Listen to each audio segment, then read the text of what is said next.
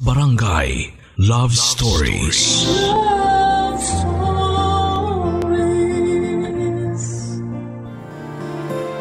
Dapat ang bawat hakbang ay pinag-aaralan. Dapat pinaplano para maging maayos ang pag-usad sa buhay. Subalit ang bawat hakbang ay hindi madalas maganda ang dadaanan.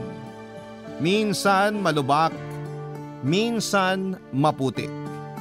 Ikaw kabarangay, ano ang pinakamahirap na naging hakbang mo para sa buhay? Dear Papa Dudut, magandang araw po sa inyo at sa lahat ng inyong mga tagapakinig. Ako po si Angie, 25 years old na sa ngayon. Ang ikakwento ko po ay tungkol sa aking best friend na si Charlie na ngayon ay nasa 30 years old na. Bata pa po ako ay magkaibigan na kami dahil magkapitbahay lamang kami noon. Noong nag-high school na kami ay saka sila lumipat ng bahay. Pero iisa pa din ang eskwelahan namin. Ang kwento po ay nangyari noong 1 taon lamang. Bukod po sa mag-best friend kami ni Charlie ay magkasama din po kami sa trabaho namin na isang events company. Kami po ang nag-aayos at nagpaplano ng kung anumang event ang gusto ng kliyente. Madami po kaming hawak gaya ng concert at iba pang mga shows, pati na rin po ang wedding at mga birthday ay kasama po sa mga kliyente ng pinagtatrabahuhan namin. Marami po kami sa kumpanya at isa nga po sa mga kasama namin ay si Sheena. Si Sheena po ang naging girlfriend ni Charlie, magkaedad lamang po sila.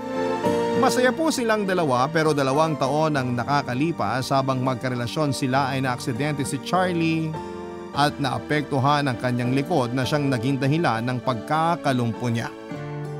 Sinabi naman ng doktor na pwede pa namang makalakad muli si Charlie pero matatagalan. At kung kailan ay walang makapagsasabi, Papa Dudut. Pero kahit po nalumpo si Charlie ay naging masaya pa naman din po sila ni Sheena, Papa Dudut.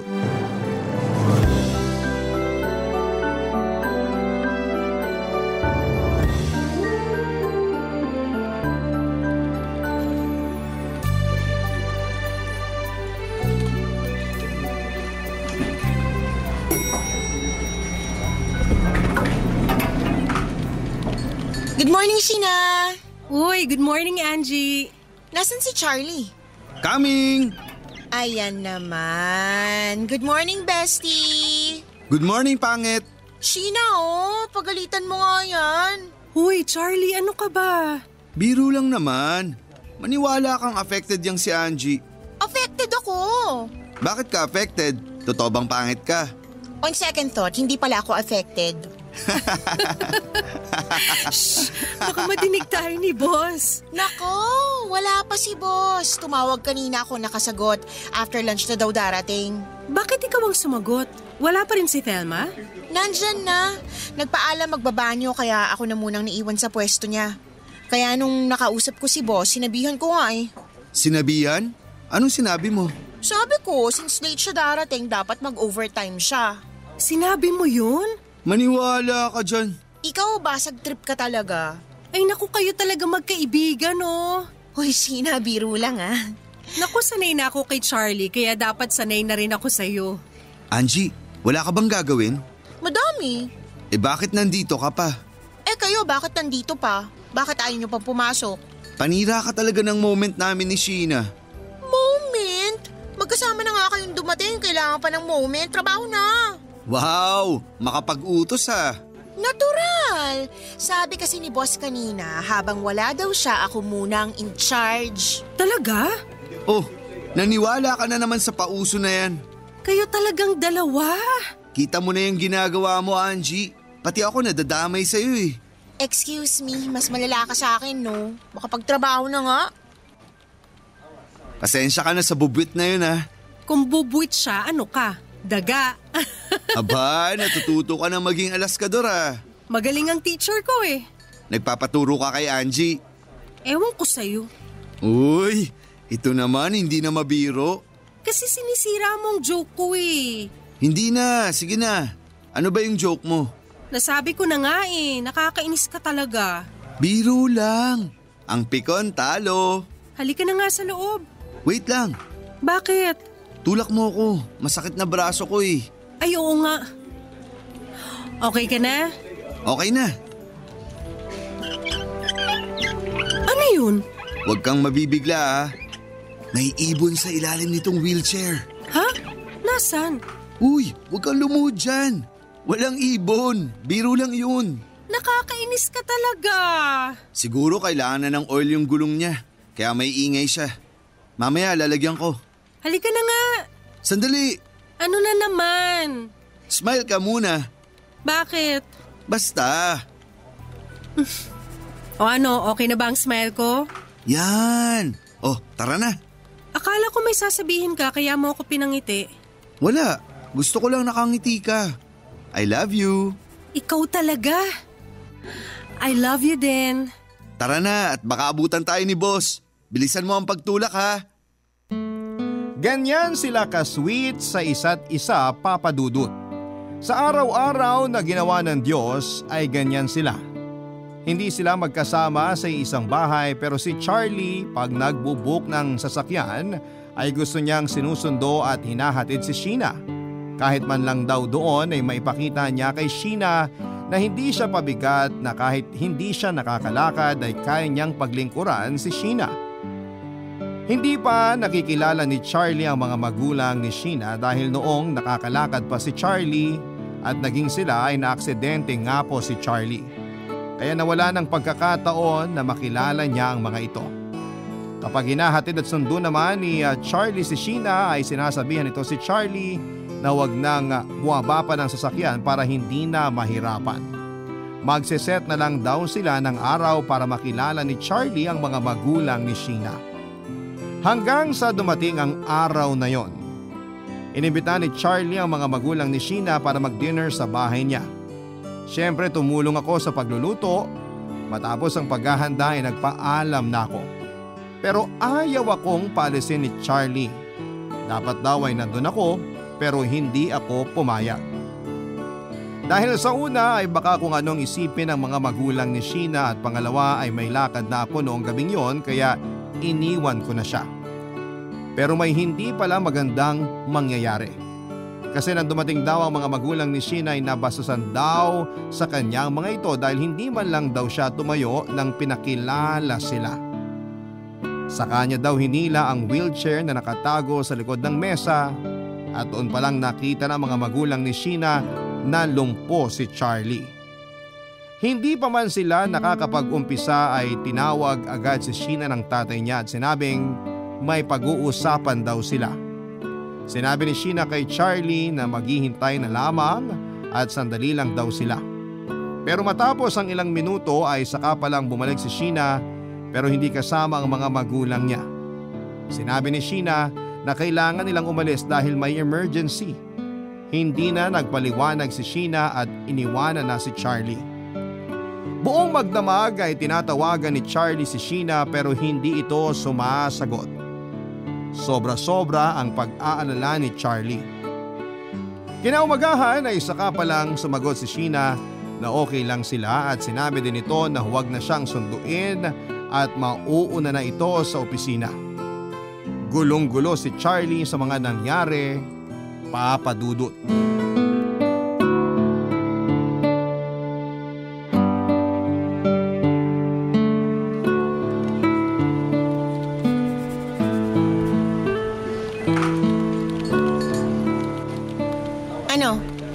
Ano? Kainis ka, balitaan mo ko. Tungkol saan? Ganon, lihiman. Tungkol ba kagabi? Hindi, tungkol sa pagbaba ng tao sa buwan. Nakakainis ka, syempre tungkol kagabi. Wala. Anong wala? Walang nangyari. Nakakainis ka na. Wala ngang nangyari. Ano bang sinasabi mo? Wala, as in walang nangyari. Pagdating ng magulang ni Sheena, umalis agad sila. Bakit? May emergency daw.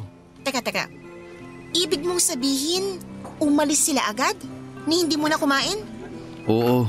Naiwan ka mag-isa? Natural. Ako lang naman ang nakatira sa bahay. Bakit hindi mo ako tinawagan? Bakit naman kita tatawagan? Ano ka ba? Magkaibigan ba tayo? Magkaibigan? Pero paano? Sabi mo may lakad ka. Ayokong storbohin ka. Ano ka ba naman, Charlie? Siyempre, mas importante ka naman sa lakad ko. Hayaan mo na. Ay, Charlie naman. Kumusta ka ngayon? Ayos naman. Ano sabi ni Sheena? Ano daw yung emergency? Hindi pa kami nakakapag-usap. Ngayon pa lang siguro. Nasaan na ba siya? Wala pa siya. Ha? Sabi niya nauna na daw siyang pumasok kaya hindi na siya nagpadaan sa akin. Oh, ayan na pala si Sheena. Sige, iwan mo na muna kami. Mag-uusap lang kami. Mabuti pa nga. Sige. Sheena! Ano? Anong ano? Hindi mo ako pinansin. Nilampasan mo pa ako. Ano bang kailangan mo? Anong ibig mong sabihin? Siyempre gusto kitang makausap. May trabaho. Dati na naman nating ginagawa ang mag-usap kahit may trabaho. Wala naman tayong napapabayaang trabaho mula nun. Ano bang kailangan pag-usapan? Ano bang nangyayari? Bakit ganyan ka? Diretsuhin mo na ako. Hindi ba dapat ako ang nagsasabi niyan? Parang ibang tao ka. Ano bang problema? Ikaw, Ako? Anong ginawa ko? maghiwalay na tayo. Maghanap ka na ng magpapaligaya sa'yo. Ha? Bakit? Basta, Anong basta? Ganun na lang ba yun? Sabihin mo. gusto mo talagang diretsuhin kita? Sige, naisip ko na wala akong mapapala sa'yo. Ayokong alagaan ka habang buhay.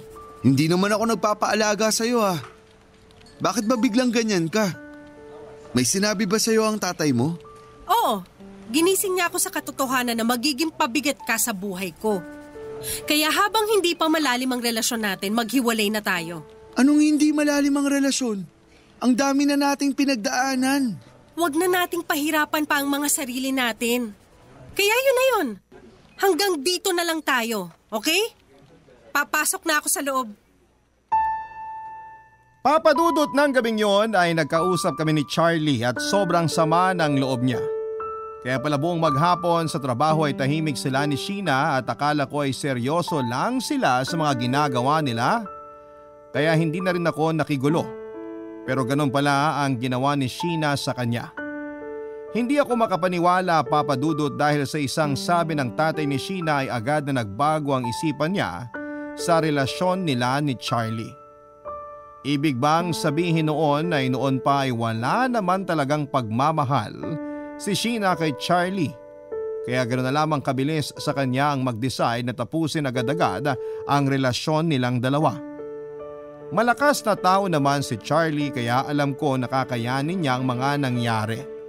Pero dahil magkasama kami sa trabaho ay hindi pwedeng hindi kami magkita sa araw-araw. Apektado ako sa mga nangyari kaya pati ako ay hindi ko kinakausap si Sheena maliban lang kung tungkol sa trabaho. Ang biruan namin tuwing umaga ay parang malungkot na gabi na tanging kuliglig lang ang napapakinggan. Para may kasama si Charlie, papasok ng opisina ay ako na ang sumusundo sa kanya. Kahit patawanin ko siya ng patawanin pagpapasok ng opisina, syempre pagdating pa din doon ay sasampalin pa din ng lungkot si Charlie dahil makikita niya si Sheena, Papadudot. Mabuti na nga lang at hindi naisipan ni Charlie ang mag-resign. Pero hindi nagtagal ay nalaman ko din ang kadahilanan. Kaya hindi niya naisip na mag-resign noon, Papadudot. Barangay Love Stories. Barangay Love Stories. Papadudot, kumukuha lang pala ng pagkakataon si Charlie para makausap muli si Sheena tungkol sa kanilang dalawa. Isang beses ay nagkasabay sila sa pantry na silang dalawa lamang. Atrasan na si Sheena pero sinabi ni Charlie na paalis na siya. Kaya pumasok na si Sheena. Pero hindi pa nakakarating sa pinto ay biglang bumalik si Charlie, Papadudot. Hindi na niya matiis ang kinikimkim. Gusto niyang kausapin si Sheena kaya ginawa na niya. Bumalik siya para kausapin ito, Papadudot, at tinanong uli ni Charlie si Sheena kung pwedeng maging sila. Ang sinagot ni Sheena ay pakikuha daw siya ng tasa sa cabinet. Pero alam naman ni Sheena na mataas ang pinaglalagyan ng mga cup at hindi ito kayang abutin ni Charlie, Papa Dudut. Doon na sinabi ni Sheena na sabihin na daw niya na hindi magiging pabigat si Charlie sa kanya. Pero hindi naman maibigay ni Charlie kahit simpleng pangangailangan niya. Bagamat napahiya si Charlie ay hindi ito sumuko at sinabing mahal na mahal pa din niya si Sheena. Doon na nagtaas ng boses si Sheena. Sinabing layuan na siya at wag nang guluhin pa. Sa sobrang lakas ng boses niya ay nadinig ito ng mga kasama namin sa aming work area. Paglabas ni Sheena sa pantry ay nakatingin ang lahat at walang nakakibo at natahimik ang lahat, Papa Dudut. Ako lamang ang naglakas loob na pasukin si Charlie sa pantry na nakita ko naman na lumuluhan ang mga sandaling yun, Papa Dudut.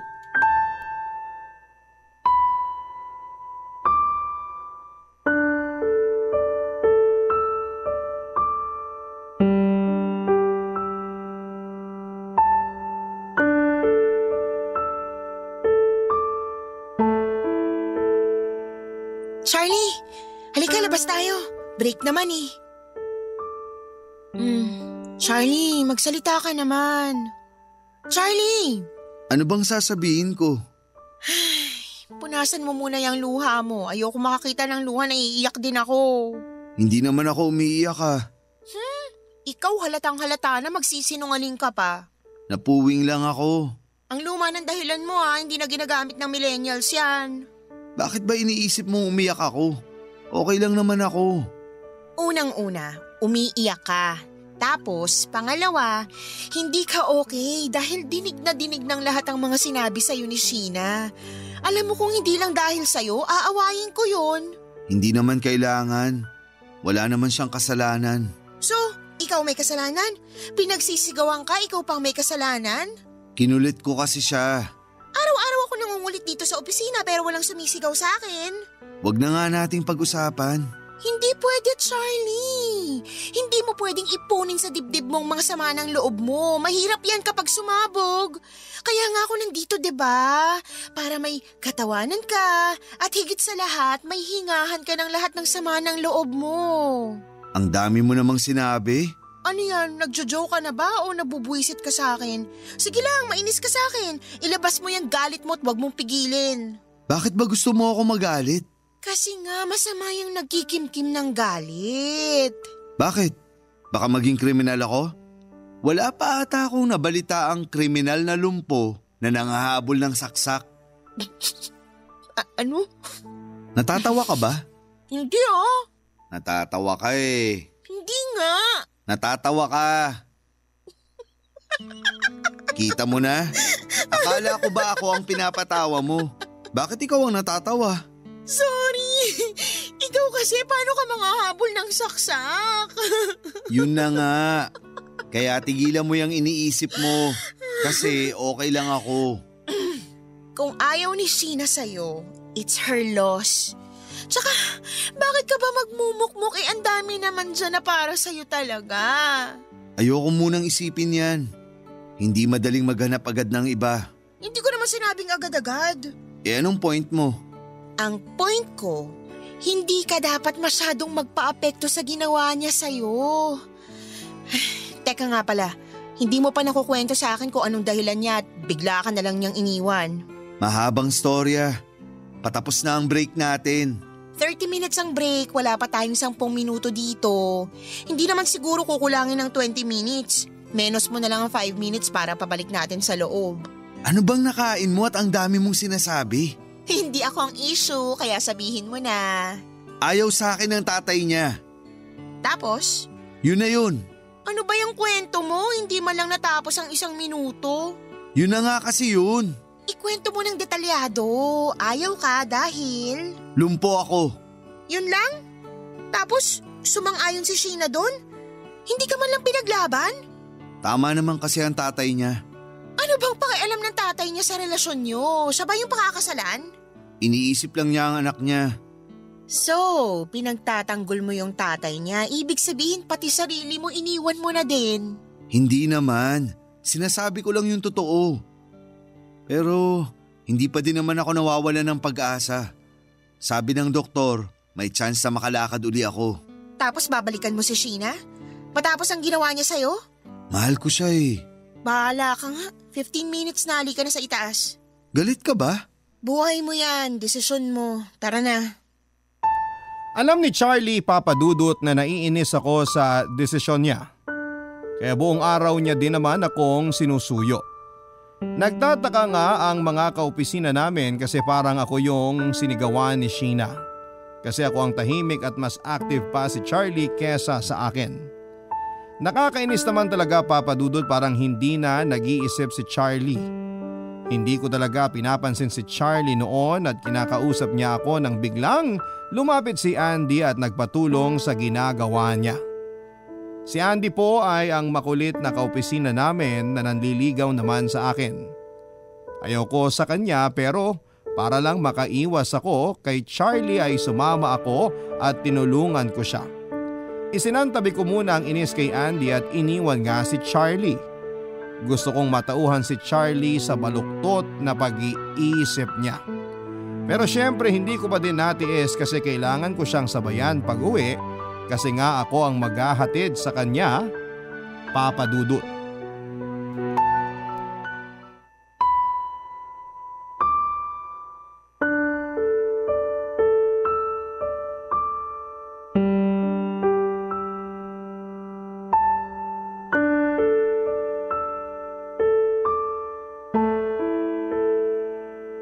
Oh, Sheena, parang natigilan ka. May multo ba?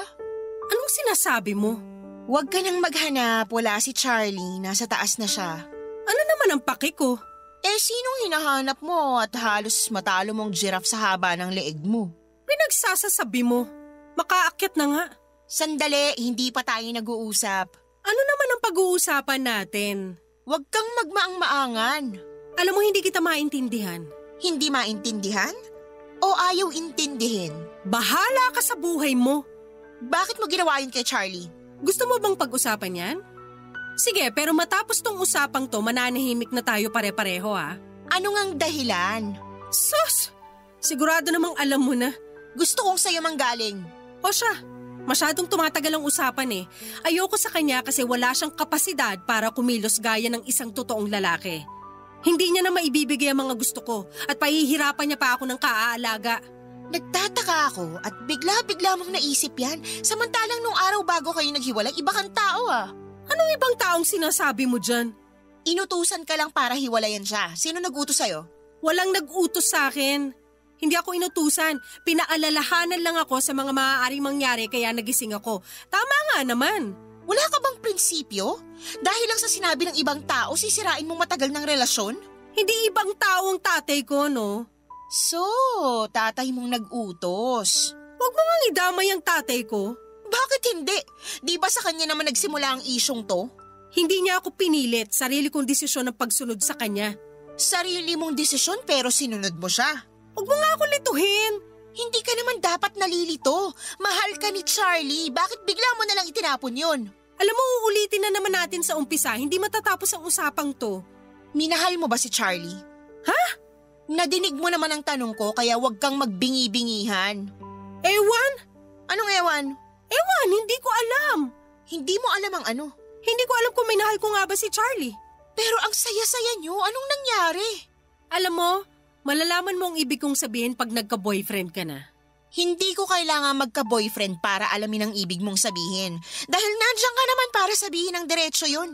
Kaya tinatanong ko ulit, minahal mo ba si Charlie? Bakit ka ba nakikialam? Kaibigan ko si Charlie. Kaibigan? Lang? Anong sinasabi mo dyan? Bakit hindi ikaw ang umamin ngayon? Ano nga aminin ko? Na kaya ganyan ka-defensive kay Charlie kasi may gusto ka sa kanya. Tigilan mo nga yung kahibangan mo. Kung masyado kang concerned sa kanya, edi kayong dalawa magsama. Good luck na lang sa inyo. Aakit na ako. Sana sumunod ka sa usapan na huwag mo na akong tanungin tungkol sa amin ni Charlie. O mas mabuti kung huwag mo na lang akong pansinin kahit kailan. Tapos na ang usapang to. Matapos ang komprontasyon na yon, ay hindi ko alam, Papa Dudut, kung bakit parang may tumapik sa akin para mapahiya sa mga sinabi ni Sheena. Bakit ako naapektuhan sa mga sinabi niya? Hindi ko na lamang siya pinansin at para kaming mga multo sa opisina, pero ang maayos naman sa amin ay mga profesional kami pare-pareho. Dahil hindi nadadamay ang mga trabaho namin kahit pa may mga alitan kaming personal. Nagtagal ng ganon ang sitwasyon hanggang isang araw pagkatapos ng isang event ay nagkaroon ng isang party ang opisina.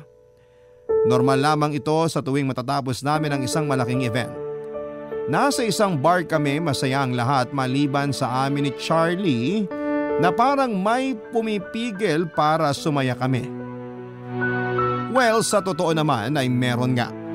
At yan ay ang presensya ni Sheena. Kayang ginagawa ko na lamang ay pinipilit kong alisin ang atensyon ko kay Sheena at niyayaya si Charlie para makihalubilo sa iba naming mga kasamahan. Makalipas nga ang ilang oras, ewan kay Charlie at kung ano naman ang mga nasa isipan niya. Nilapitan niya na naman si Sheena at tinangkang kausapin. Pero wala pa siyang masyadong nasasabi ay biglang may dumating. Bisita pala ni Sheena. Nagulat ang lahat nang bigla silang maghalikan at saka pinakilala na boyfriend niya daw. Kahit nagsasalita si Sheena ay hindi ako nakatingin sa kanya, kundi kay Charlie.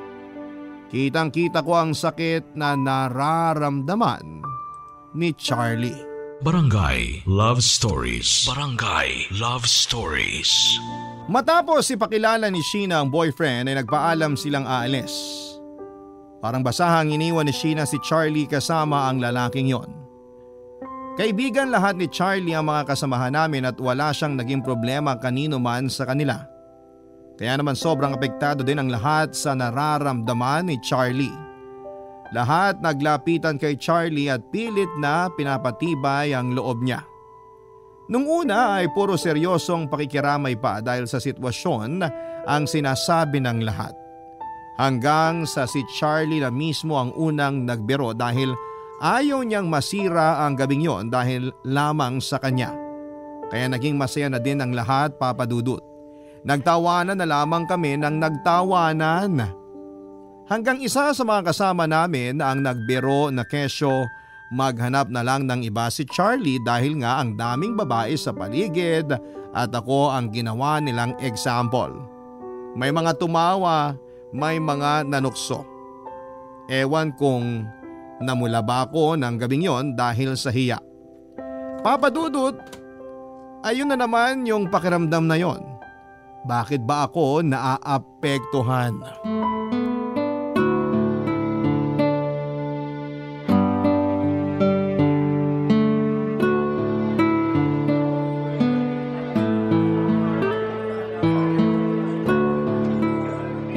Oh, ano na naman ang iniisip mo? Alam mo naman kung ano. Ano ka ba, Charlie? Magdadalawang buwan na, hindi ka pa rin nakaka-move on? Paano? Ayan, magkape ka na lang. Patawa ka na naman eh. Kahit anong kalimot ko nga, ayaw siyang maalis sa isip ko. Kaya nga, pag naiisip mo siya, libangin mo sarili mo. Magkape ka, mag-ice cream, magpahangin sa park, kumain ang gusto mo. Huwag lang sobra, baka tumaba ka. Band-aid solution. Ano? Panandalian lang yung sinasabi mong solusyon. Saka hindi na sugat ang nasa dibdib ko. Peklat na. O, di lagyan mo ng sebo de macho. To naman, seryoso ako. Seryoso din ako, Charlie. Imbis na tulungan mo ako makapag-isip ng solusyon, nangaasar ka pa eh. My gosh naman, wala nang solusyon. May bago na siyang karelasyon. Panakip butas lang yun. Yan ang problema eh. Iniisipan mo kasi ng mababaw na dahilan kaya ayaw mag-sink in sa utak mo na hindi ka mahal ng babaeng yun. Nararamdaman ko, mahal pa niya ako. Hindi nga, Charlie, hindi ka niya mahal. Subukan mo naman intindihin yung ibig sabihin na hindi ka na niya mahal. Basta, alam ko may paraan pa. Wala kang maisip eh. Maiisip ko din yun. Ay, bahala ka na nga. Napakasadista mo sa sarili mo. Sige, saktan mo pang sarili mo. Nag-i-enjoy ka naman yatang masaktan eh. Ano? Anong ano? Natauhan ka na ba? Nahimasmasan? Nasa tamang wisyo naman ako. Ang kulit mo. Hindi mo kasi ako naiintindihan. Anong hindi? Intinding-intindi ko nga. Gusto mo i-translate ko pa sa iba't ibang lengguwahe? Basta, hindi mo naiintindihan ang nararamdaman ko. Bakit mo ba sinasabi yan? Dahil wala ka pa namang nakakarelasyon. Sobra na yan ah. Wala akong masamang ibig sabihin. Ikaw kasi, maganda ka naman pero ayaw mo mag-ayos. Palitan mo na yung manang look mo. Tanggalin mo na yung salamin. May contact lens naman. Tapos lagi kang nakapantalon. So, ako na atakihin dito? Sinasabi ko lang. Oh, nasa na yung nanliligaw sa'yo dati? Si Andy, bakit hindi na nanligaw?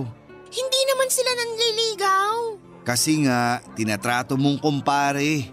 Ang sama mo naman. Totoo naman ah. Ang dami nag-a-attempt manligaw sa'yo.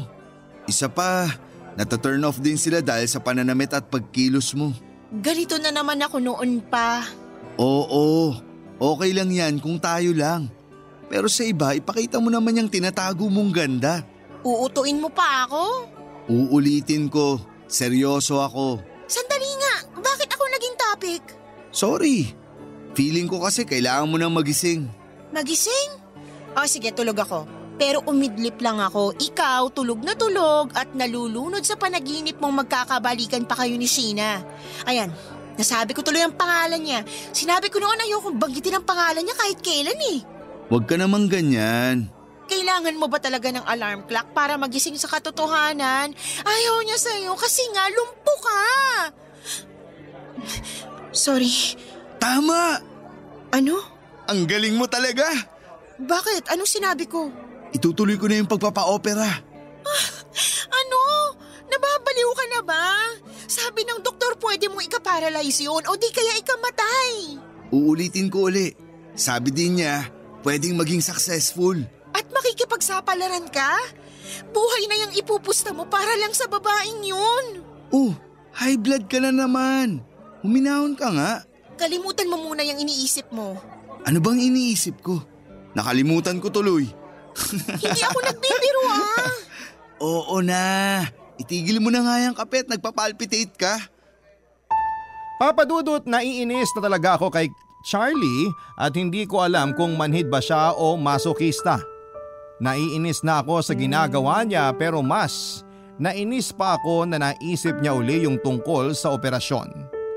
Pinilit ko siyang kalimutan na niya ang tungkol doon. Kinabukasan nang sunduin ko siya sa bahay niya ay wala na siya. Hindi din siya sumasagot sa mga tawag ko. Nang makarating ako sa opisina ay wala din siya doon. Kinakabahan na ako noon, Papa Dudut. Nasa na kaya ang kaibigan ko? Pinagtanong ko sa mga kasama namin kung may alam sila hanggang sa nakausap ko ang sekretary at receptionist na si Telma. Sinabi nito na nag-leave daw si Charlie ng 3 months. Hindi niya sinabi sa akin ito. Matagal na pala niyang na-file ang leave at hindi lang sinabi sa akin. Tama nga ang hinala ko. Ang paalam ni Charlie sa leave ay ang kanyang operasyon. Noon pa din pala siya nakikipag-usap sa doktor para sa paghahanda sa gagawing operasyon. Nagagawa niya lahat ng yon nang walang nakakaalam. Maiyak na ako sa pag-aalala, Papa Dudut. Tinawagan ko siya ng tinawagan pero hindi na niya sinasagot. Pati ang mga kamag-anak ni Charlie ay hindi alam ang plano niya. Mahigit 2 buwan na, Papa Dudut, ay wala man lang akong katiting na balita kung nasaan na si Charlie at kung kumusta na siya. Natapos ang isang malaking event kasama si Charlie nang planuhin ang event na yon pero wala siya sa selebrasyon. Nagkaroon ng party pero sa opisina na ito ginawa at masaya ang lahat maliban sa akin. Kasi hindi naman ako makakapagsaya kung wala pa din akong alam kung ano ang nangyayari kay Charlie. Sa gitna ng ingay ay may biglang sumigaw.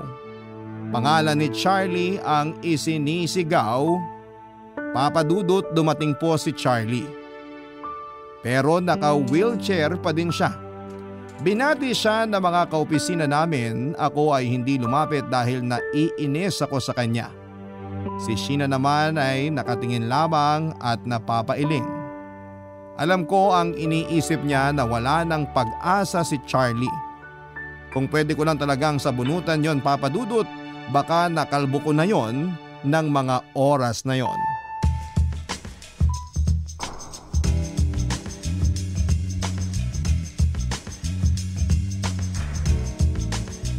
Angie! Che, Grabe namang salubong yan. Che ba ang bagong high? nakakapagbiro ka ba talaga matapos ang ginawa mo? Oh, anong ginawa ko? Ang tagal ko ngang nawala eh. Yun nga. Labas nga tayo, ang ingay eh. Uy, hindi mo ba ako tutulungang itulak tong wheelchair ko? Daan-daan naman po sa pagdadrive. Eh di ikaw nang magtulak. Biro lang. Sige, bilisan mo na lang.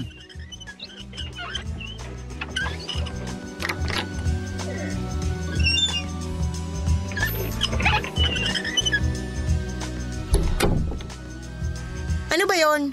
Anong ano ba yun? Hindi mo man lang ba muna ako kakamustahin? Mukhang mabuti ka naman. Nakalimutan ko yung jacket ko. Giniginaw ako. Anong giniginaw? Ang init nga dito. Giniginaw ako sa coldness mo. Ewan sa'yo. Bakit ba parang ang init ng ulo mo? Nagtatanong ka pa? Halos 3 buwan kang nawala. Wala ka man lang pasabi kung nasan ka. Tapos magtataka ka kung bakit ako galit? Kasi pag nagsabi ako, alam kong hindi ka papayag. Sorry na. Sorry? Yun lang masasabi mo? Wala ka man lang paliwanag? Hindi ko na kailangang ipaliwanag pa. Eh di wag. Oh, galit agad? Hindi ko na ipapaliwanag kasi gusto kong makita ng dalawang mong mata. Ang alin? Sandali. Anong gagawin mo? Basta. Hoy, ano ka ba? Bakit ka tatayo? Baka bumagsak ka. Huwag mo akong alalayan. Hayaan mo ako. Ano bang ginagawa mo? Eto. Charlie, Oh, Sheena. nakakatayo ka na? Hindi lang yun. Nakakalakad, nakakatakbo, nakakatalon. Maiwan ko na kayo. Angie, saan ka pupunta? Sandali. Charlie, sandali lang. Bakit? Masaya ako at nakakalakad ka na. Salamat. Kaya pala nawala ka ng matagal. Oo, Paanong nangyari? pina-opera ko. Salamat naman at successful ang operasyon. Oo nga. Sandali ah. Wait, Charlie! Bakit? Pwede na siguro tayo magbalikan. Ha? Seryoso ka? Oo naman. Pero may boyfriend ka na, di ba? Si Martin? Hindi ko boyfriend yun. Nanliligaw pa lang yun. Talaga? Bakit kung makapaghalikan kayo sa gitna, parang kailangan tao? Kalimutan mo na nga yun. Ang importante ngayon ay maging maayos ulit tayo. Parang malabo na ang maging maayos tayo. Maging masaya ka na lang sa kung anong meron ka ngayon. At sana, mahalin mo ang taong yun kung sino siya. At hindi yung kung sino siya sa paningin ng ibang tao. Good luck na lang sa'yo, Sheena. Wish ko na maging masaya ka.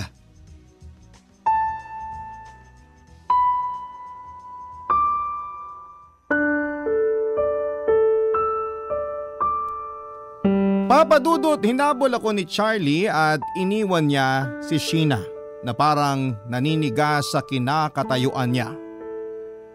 Papa Dudut, napahinto ako sa paghabol ni Charlie sa akin at aarte pa sana ako at magpapahabol kasi natuwa ako na nakakatakbo na si Charlie. Kaso naisip ko na baka mabinat siya at hindi pa masyadong magaling ang operasyon. Kaya don't get me wrong ha, Papa Dudut. Hindi ako nagpahabol na parang ang haba ng buhok ko pero natuwa talaga ako. At 2 recovery ang na-achieve ni Charlie. Ang emotional at physical recovery. Papa Dudut, itutuloy ko na po ang eksena doon sa office. Hinabol nga po ako ni Charlie, bigla niya akong niyakap at habang yakap-yakap niya ako, sinabi niya na mahal niya daw ako. At hindi na papakawalan pa. Una, naguluhan ako sa mga sinabi niya, sa kanya uli inamin na na-realize niya na ako pala ang mahal niya noon pa. Papa Dudut, sa totoo lang ay mahal na mahal ko din si Charlie pero sinasarili ko na lamang yon dahil ayaw kong masira ang pagkakaibigan namin. Pero doon din pala ang bagsak namin. Masaya kami ni Charlie hanggang sa ngayon, Papa Dudut. Marami na kaming plano at isa pa po ay sinunod ko na rin ang payo ni Charlie na tapusin na ang manang look ko. Sabi naman ni Charlie kahit na Yung dati pa rin ang itsura kong manamit ay wala namang problema sa kanya. Ang importante ay magkasama kami. Si Sheena naman po ay naging seryoso na rin sa boyfriend niya at parang wala kaming gusot ay nagkapatawaran na kaming lahat at naging magkakaibigan. Maraming salamat po Papa Dudut sa pagbasa ng aking kwento. Naway sana'y marami po kayong natutunan. Ang inyong forever kapuso at kabarangay, Angie. Nagustuhan ng iyong napakinggan? Ituloy yan via live stream sa www.gmanetwork.com/radio. Barangay LS 97.1